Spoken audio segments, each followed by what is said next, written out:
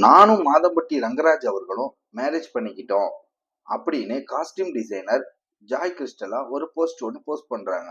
மறுநாளே we are pregnant, baby on the way அப்படிங்கிற ரேஞ்சில் இன்னொரு போஸ்டையும் போஸ்ட் பண்றாங்க. அதே சமயத்துல ரங்கராஜ் அவர்களுடைய முதல் மனைவி நான் தான் அவரோட மனைவி அப்படிங்கிற மாதிரியான ஒரு போஸ்டையும் போஸ்ட் பண்றாங்க.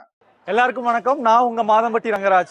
யாருங்க இந்த மாதம்பட்டி ரங்கராஜ்? அவருடைய வாழ்க்கை பயணத்தை பற்றியும் அவரோட வாழ்க்கையில தற்போது நடக்கக்கூடிய சர்ச்சைகள் பற்றியும் இந்த வீடியோல முழுமையா பார்க்கலாம். வீடியோக்குள்ள போறதுக்கு முன்னாடி நம்ம சேனலை சப்ஸ்கிரைப் பண்ணிக்கோங்க, மறக்காம பெல் பட்டனை அழுத்திக்கோங்க. இன்னைக்கு இன்ஸ்டாகிராம், யூடியூப் அப்படின்னு எந்த சோசியல் மீடியாக்குள்ள போனாலும் மாதம்பட்டி ரங்கராஜ் அவர்களுடைய கேட்டரிங் சர்வீஸ் பத்தியும் அவருடைய சமையலை பத்தியும் தான் நிறைய வீடியோஸ் வந்துகிட்டு இருக்கு. இப்படி ஒரு சிறந்த சமையல் கலைஞராகவும் நடிகராகவும் மற்றும் குக் வித் கோமாளி நிகழ்ச்சியில ஜட்ஜாவும் வலம் வந்துகிட்டு இருக்கவர் தான் நம்ம மாதம்பட்டி ரங்கராஜ்.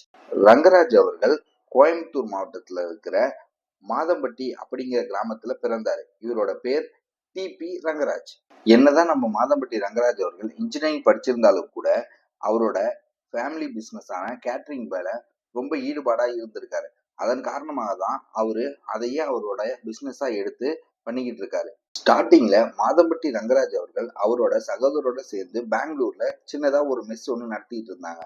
திரும்ப அவரோட சொந்த கிராமத்துக்கே வந்து சின்ன சின்ன ஃபங்க்ஷன்ல சமையல் செஞ்சு தன்னோட கேட்டரிங் தொழில ஸ்டார்டிங் ஸ்டேஜ ஆரம்பிச்சாங்க. அதுவே கொஞ்ச நாள்ல திரையுலக படப்பிடிப்பு குழுக்களுக்கு உணவு வழங்குறது, திரையுலக பிரபலங்களுடைய திருமணங்கள் மற்ற சுப நிகழ்ச்சிகளுக்கு கேட்டரிங் பண்ணி கொடுக்கறது அப்படின்னு சொல்லி இவர் கொஞ்சம் கொஞ்சமா வைரலாக ஆரம்பிச்சாரு. சொல்ல போனா ஒரு கட்டத்துல இந்தியாவிலேயே சிறந்த சமையல் கலைஞர் அப்படிங்கிற அளவுக்கு இந்தியாவுடைய பிரைம் மினிஸ்டருக்கே கேட்டரிங் சர்வீஸ் பண்ணி கொடுத்திருக்காரு.